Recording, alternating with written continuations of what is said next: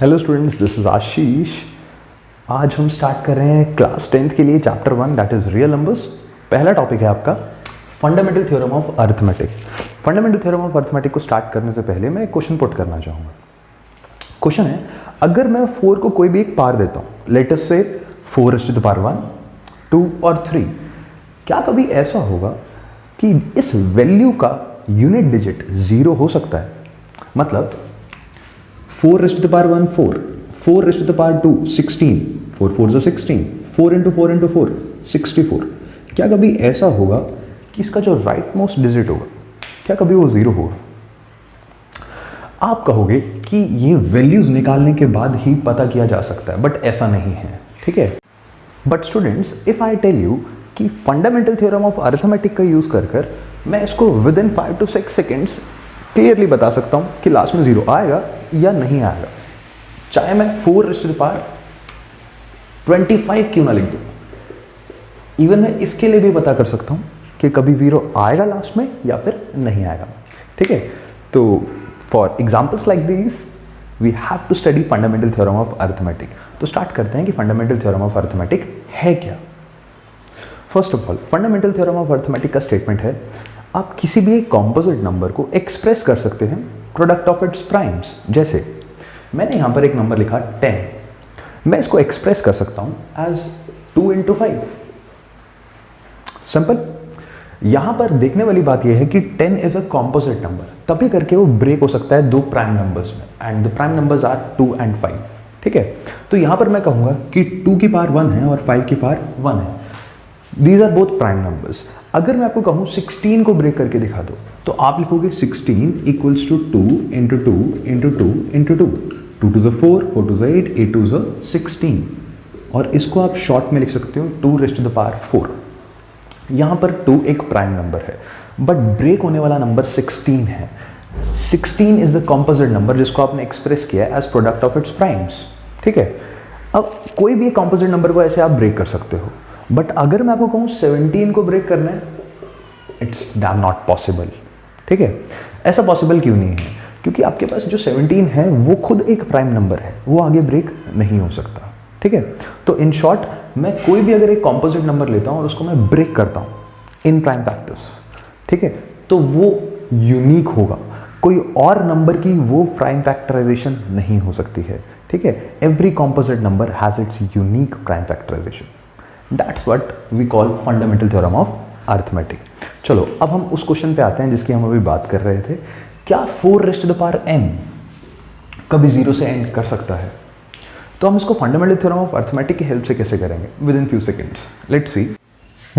So the students, question था, can 4⁻n and with 0? क्या 4⁻n 0 से खत्म होगा कभी? अब 4⁻n का मतलब क्या है? पहले 4⁻n का मतलब है n की जगह हम नेचुरल नंबर्स पुट करके देखते हैं। 4⁻1 मतलब 4, 4⁻2 मतलब 16, 4⁻3 मतलब 64, ऐसे ही 256। क्या कभी लास्ट में 0 आ रहा है? चेक करने वाली बात यह है कि आपके पास ये तो इनफाइनाइट नंबर ऑफ वैल्यूज होंगी, क्या आप सारी वैल्यूज निकाल कर देखोगे? नहीं। तो मेथड क्या है? चेक करना। मेथड ये है, आप 4⁻n को 2 into 2⁻n लिख सकते हो। यहां पर मैंने अप्लाई की है प्रिंसिपल जिसको आप बोलते हो फंडामेंटल थ्योरम ऑफ अर्थमेटिक। मतलब मैंने 4 की जगह सब्स्टिट्यूट कर दिया 2 into 2।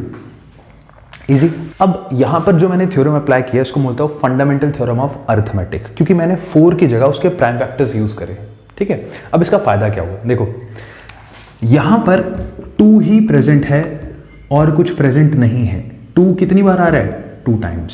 Rays to the power n कैसे? क्योंकि बाहर पड़ा था, ठीक है।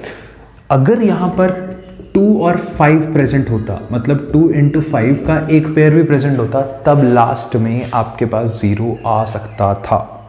क्लियर? और यहां पर तो कोई भी 5 प्रेजेंट नहीं है, that means this can not and with 0। यहां हो ही नहीं सकता 4⁻n एंड करे 0 के साथ। क्लियर? मैं एक बार रिपीट करता हूं।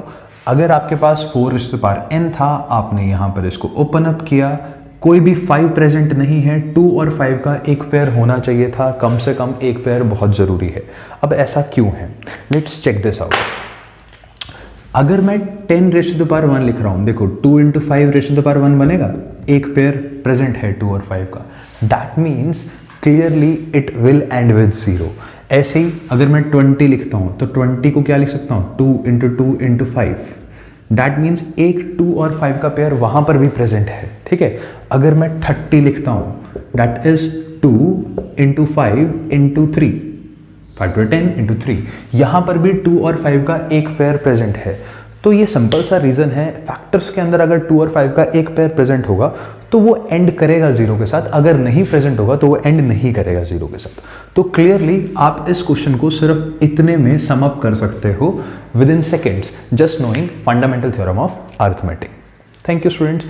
अगर आपको कोई डाउट है इससे रिलेटेड तो मैं एक डाउट सेशन स्टार्ट करूंगा इस वीडियो के बाद। आप उसमें कोई भी डाउट ले सकते हो रिलेटेड टू दिस, और जो मैं क्वेश्चंस पुट करूंगा, क्योंकि मैं कुछ MCQs भी सेंड करूंगा आपको, FB ग्रुप पर सेंड करूंगा और उसका लिंक दे दूंगा। थैंक यू स्टूडेंट्स, मिलते हैं नेक्स्ट क्लास के अंदर। This is Ashish signing off, नमस्ते।